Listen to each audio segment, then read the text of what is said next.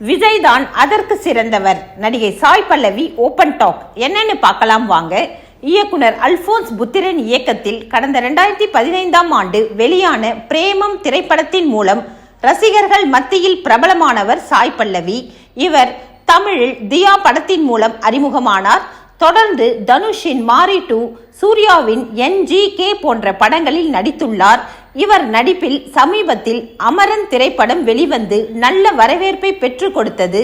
தற்போது நாக சைத்தன்யாவுடன் தண்டேல் படத்திலும் நடித்துள்ளார். இப்படம் நேற்று வெளியானது. நடனத்தில் மிகவும் ஆர்வம் கொண்ட சாய் பல்லவி தண்டேல் படத்தின் நிகழ்ச்சியின் போது பேசிய விஷயம் பலரின் கவனத்தை ஈர்த்தது. அதில் எனக்கு நடனம் ஆடுவது மிகவும் பிடிக்கும். அதைவிட நடனம் நன்கு ஆட தெரிந்தவர்களுடன் ஆடுவது அதைவிட மிகவும் பிடிக்கும். தமிழ் சினிமாவில் நடிகர் விஜய் தான் சிறந்த டான்சர் என்று தெரிவித்துள்ளார்.